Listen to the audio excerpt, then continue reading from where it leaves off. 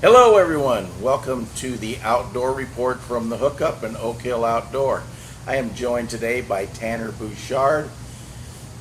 We're going to talk a little muskie fishing later, but first I'll fill you in with what's going on the lakes. I did see you out the other day. You said you had a good day. Yeah. With some panfish and both yellows and gills and some northerns. Where'd you find those? Yeah, most of our action seemed to be up on the north end. The weeds are really good there. And How deep we're talking? Probably anywhere from 11, which is the start of our weed line, out to 16, 17 foot, which would be the edge of the weed line. Does seem to be the fish are moving up a little bit. There's still a lot of fish deep, but those fish seem to be spooky as all get out. Yes, they're very scattered out deep. And you pulling spinners or We were trolling cranks for trolling most cranks? of it, yeah. And getting the bluegills on that? We did catch a few bluegills on that, but I'd say jigging spoons and trolling spoons slowly was mainly our panfish pattern. Okay. And yes, I've still been looking deep for the panfish, but those fish have got really spooky, and even to where the ones that stay don't want to eat so much. So if you're looking at those deep gills that you're seeing on your depth finder, you may want to change tactics. I've seen late in the season where I've gone to little black flies with some waxworms or wigglers on there instead of the big red worm, trimming down a little bit. So those spooky fish are seeing something that they haven't seen before, and you can get them to bite. The bass fishing remains very good. I had a real tank earlier this week, right near 7 pounds, 21 incher. Big jigs have taken over any other plastic 1/2 to 3/4 ounce jigs with some type of crawdad tail on there. Just kind of popping that up and down anywhere about the same you said, 11 to 20 feet. The fish seem to be more in the weeds than on the outside edge right now. Also been getting surprised by walleye as I move up into those weeds. So I started throwing some paddle tails like these walleye assassins, but still on a heavier jig, 3/8 to a 1/2 ounce. They seem to want movement on there. Get that paddle tail thumping and moving, and I'm catching some walleye on those weed edges.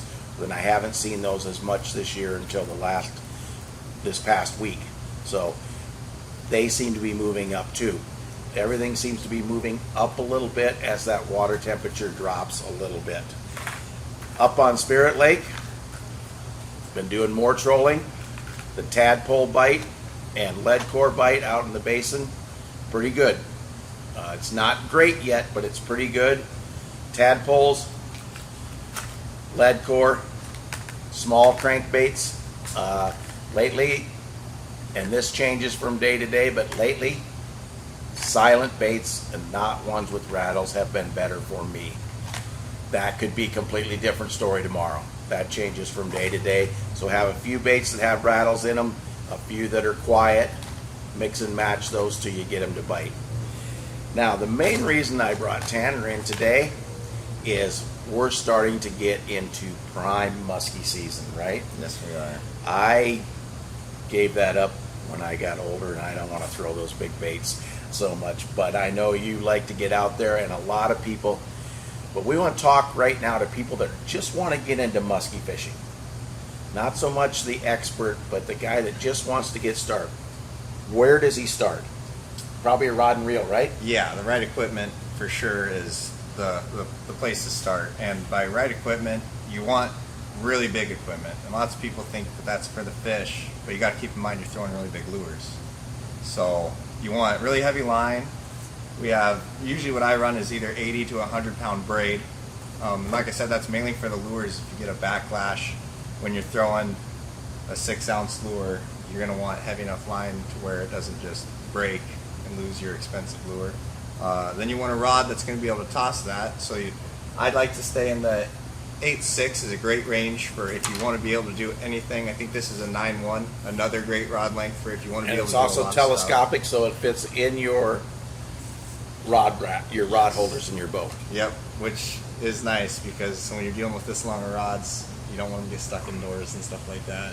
Now, when I was muskie fishing, we were using what we called broomsticks, 5.5 to 6.5 footers with real heavy tips. Kind of gone to lighter tips on the things, but still enough backbone to drive the hook home. Yeah, and those longer rods make your figure eights easier, and it also helps with your hook sets out from the boat. Explain what a figure eight is. So you'll see lots of times if you see a musky fisherman out on the lake, he'll reel his lure straight to the boat, and he'll probably, it kind of looks like he's splashing his rod tip around. But when you have a follow, or in order to entice the follow to come closer to the boat, you just do a figure eight motion, two big wide circles next to your boat, and sometimes that directional change can trigger a fish that's following your lure into biting your lure. Very good. Now, the other reason for the heavier line and the braid, these lures have big hooks on them. You get a little better hook set without the stretch with braid over, say, a monofilament or even a fluorocarbon. So you can get a better hook set, which is important with a big lure. Yeah, and so the only thing that I use that'd be mono or fluoro would be your leader, which you have to have a leader. I usually run a stealth tackle leader, which they sell here. This one's a trolling leader. It's a 36-inch one. Most of my casting ones are 14 inches. They'll do just about everything you need.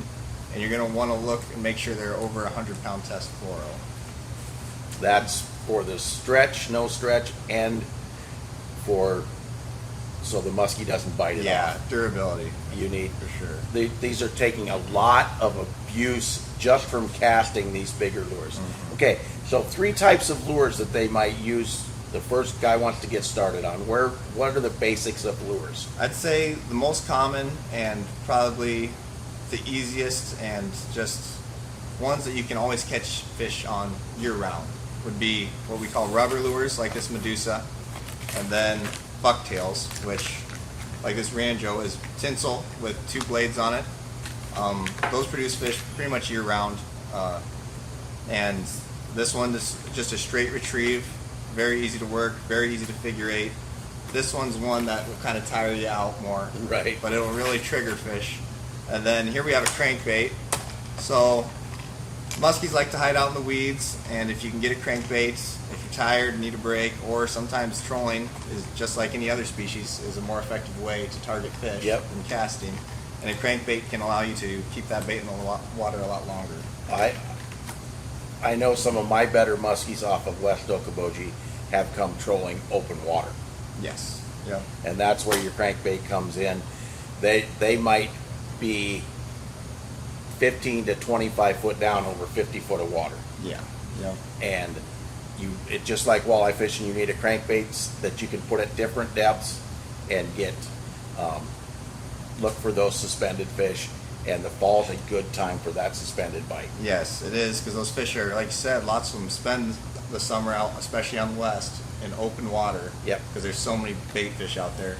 They're And every cold front that fall brings, those fish are going to start moving closer and closer to those weed lines, just like the panfish bite, kind of like we were talking about earlier. So here, as the water temperature drops, the fish are going to move out of that suspended bite a little bit. If you were going out this weekend, where would be the first place you would look? Well, I like to really get into a bass mentality mindset when I'm targeting fall fish as they transition up, where rocks meet weeds, where sand meets weeds, where different types of weeds meet other weeds, milfoil and coontail, stuff like that. Basically, the spot on the spot. If you got a point coming out and there's weeds on it, that's a very good spot. It's a good spot for them to ambush. And just think about the spots that there's a lot of weeds in West Lake, so you're going to want to look for the ones that are different. Like I said, the ones with rocks, the ones with a different type of weed in them. The muskie's the top predator we have. Yes. So they take the prime spot. Oh yeah. And they're not afraid to chase anything else out of there. No. So look for those prime areas. When you're looking for structure and cover, anytime you can find 2 or 3 things in combination, you're going to have a better chance of scoring the biggest fish in the system, whether that's a walleye, a bass, even a bluegill. Yes. Yeah. Those combinations are what do you.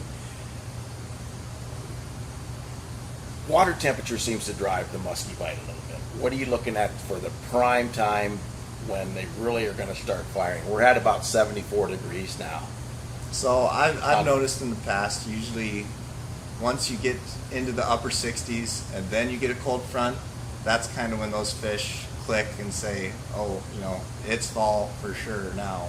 So that's when I really notice, especially on bigger lakes, deeper lakes like West Lake, you start to see fish that weren't in spots that you've been fishing that just moved up. And usually that's a good sign because they're up there for a reason. They're ready to go. Yeah. Yep.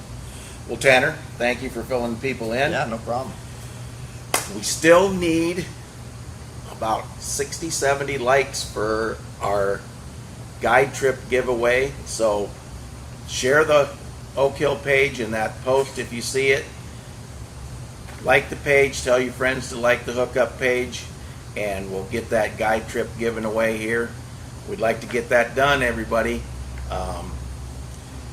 The hookup has a new entrance early in the morning, and later in the afternoon you can still use the Oak Hill outdoor entrance during the main part of the day, but early in the morning you're going to come in from the south side of the building for the hookup. It's opening a little earlier. See you on the water, and thanks for tuning in, everybody. This is Doug Burns with the Iowa Guide Service for the Outdoor Report from Oak Hill and the Hookup.